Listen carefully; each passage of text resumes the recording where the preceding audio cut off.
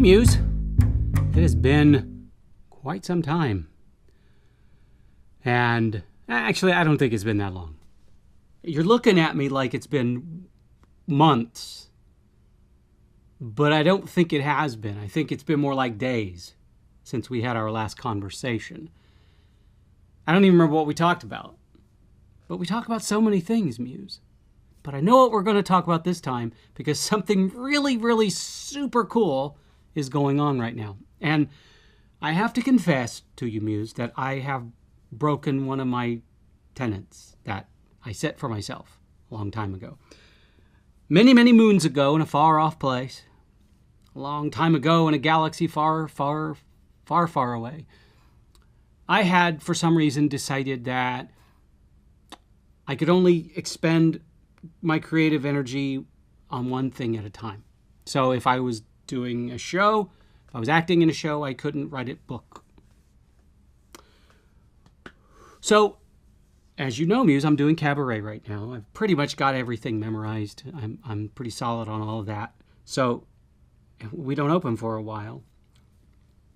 And I go over my lines every night, but I feel like I have an extra abundance of creative energy. So that being said, there's a new theater company in town, and they originally wanted me to direct something, but there was no possible way that I could direct a show and be in one at the same time. It's just not possible. And that has nothing to do with creative energy. That has to do with time.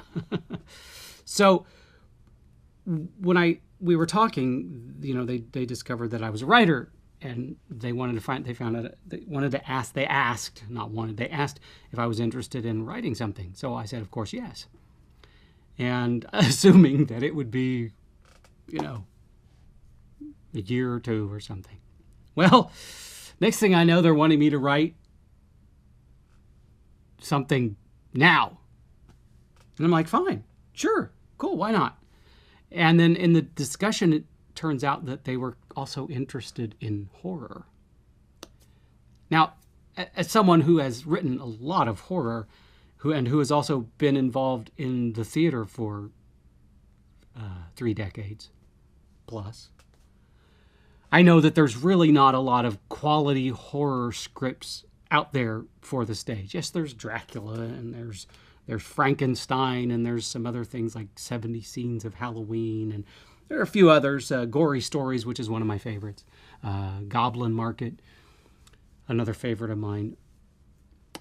But Gory Stories and Goblin Market are both musicals, and Dracula and Frankenstein are both really huge in scope and budget, and not a lot of theater companies have the budget to do those shows. So, and on top of which, another local theater company here, Actors Theater of Louisville, they do Dracula every year. So a lot of people aren't wanting to do Dracula around here because they would have to compete with ATL. So I said, sure, let's work on something horrific.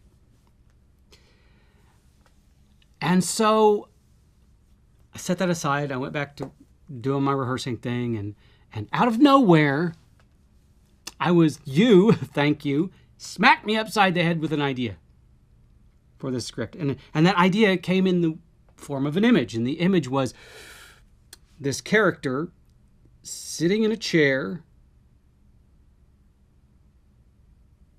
and out of nowhere, other actors would pop up around them to perform different personas for that character. That was kind of the image I got, and it was kind of gloomy and dark and blah, blah, blah. But from that image, as is always the case from imagery, a story came about, and that story happens to be about possession, about demonic possession. And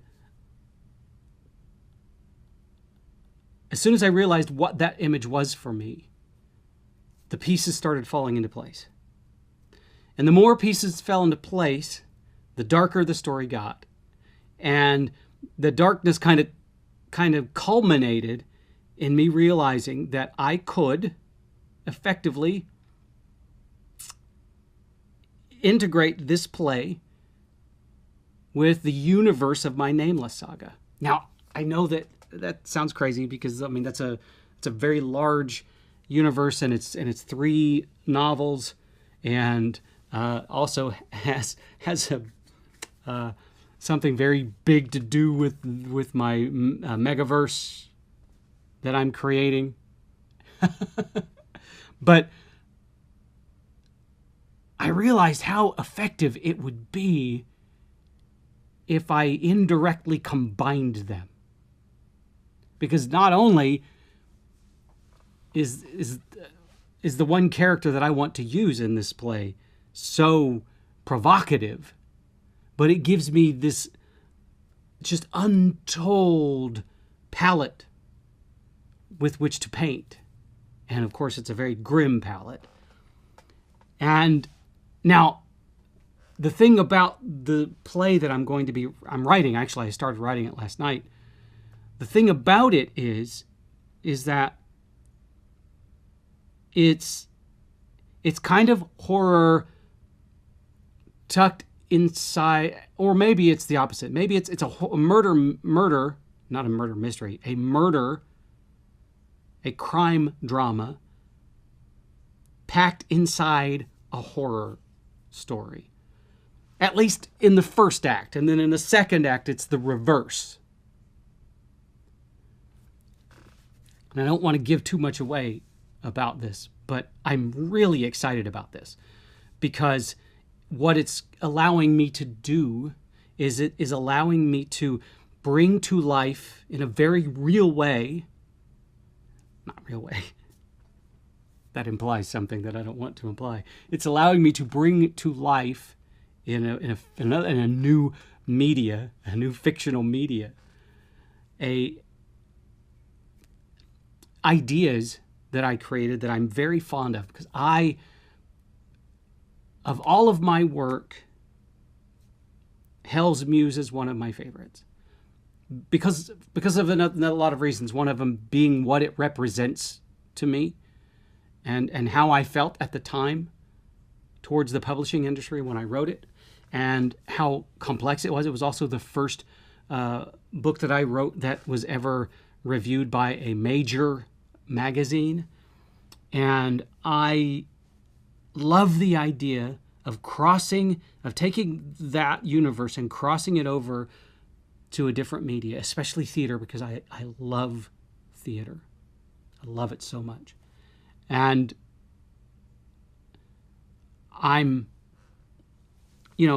at first I was nervous about writing this. And then I realized that I could kind of blend these two together. And then I started writing it last night. And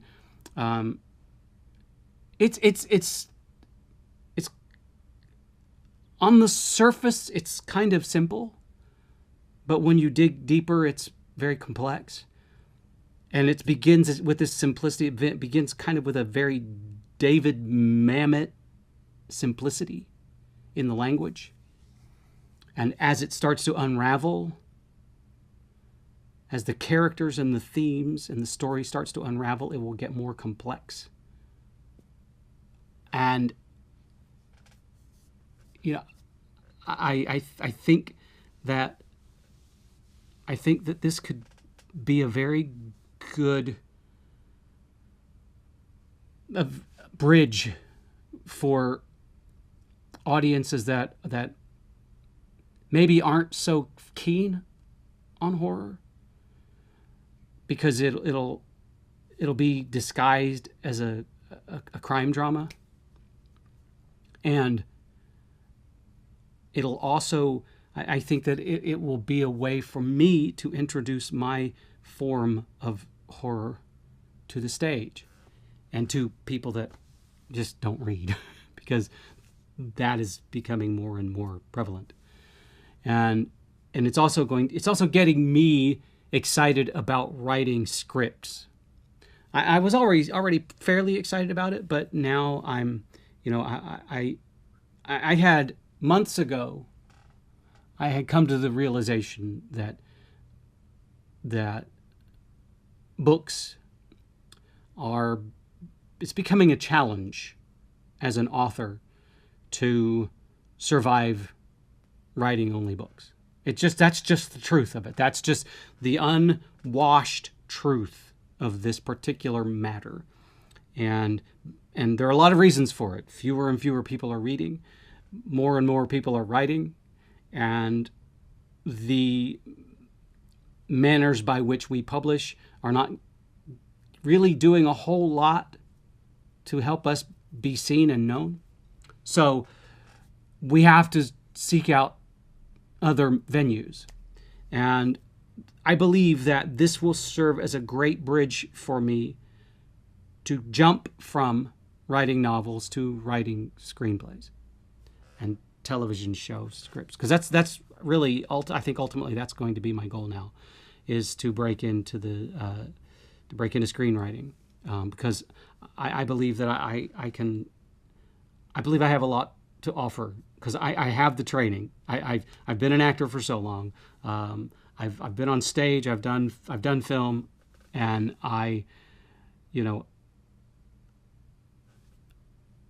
it's just a perfect marriage. And so, and I know it's going to be challenging. And if the first few years of this, I'm kind of relegated to writing theater scripts, I'm fine with that, because I love that. And I already have written a few of those. Granted, most of them were for children's theater, but I've written some, and I'm going to continue doing that. And I don't know if I will focus primarily on horror. That may be the case, because I think that is a genre within the art form that is desperately lacking. And I understand it's hard to do. It's really hard to do, because horror on the screen tends to become fairly large in scope. And horror on the stage, there's special effects which don't really translate well. And, you're not necessarily limited in location, but where you are limited in location and budget and other aspects, you are unfettered because of imagination. So I think with just the right tweaks to my writing style, I don't even know if I need to tweak my writing style. With just enough tweaks of the imagination, I think that I can begin to provide the theater with horror scripts that are effective. So, and we'll find out.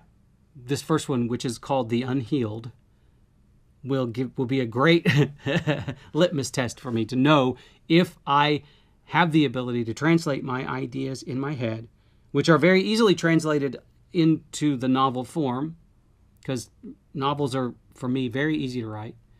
But can I now translate those ideas into stage form? It's exciting. We'll see what happens. Fortunately for me, I have a muse like you who seems to have a never-ending supply of ideas. And I have fairly expansive imagination. And I think together we're going to do this. And yes, as soon as I get done writing The Unhealed, I am going to write Dracula Theory, because I'm dying to write that. Because right now I'm reading Bram Stoker's Dracula, and I'm rereading, because I'd read it a few times before. But now that I am where I am where I am, I'm not Popeye, I can read this book and from a completely different perspective and think, okay, there's problems here. And there were. And that's not ego. I'm not saying, Bram Stoker and Bram Stoker's Dracula was a great book, but there are issues. And part of that is because I'm so enamored of the film, of the original Universal film. And it's just in the same vein as Frankenstein. When you think of Frankenstein, you think of the Universal monster movie. And when you read Mary Shelley's book, the overall impression is, I don't remember it being like this. Same thing with Bram Stoker's Dracula. You read the book and you go, is this really how this story is told? because I don't remember it. So I'm excited to be able to write my take on Bram Stoker's Dracula. Well, fusing Bram Stoker's Dracula and the Universal Monster movie with my twist. Set in the same period as Bram Stoker's.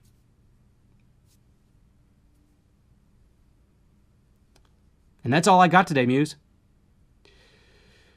Whew, a lot going on. A lot going on out there.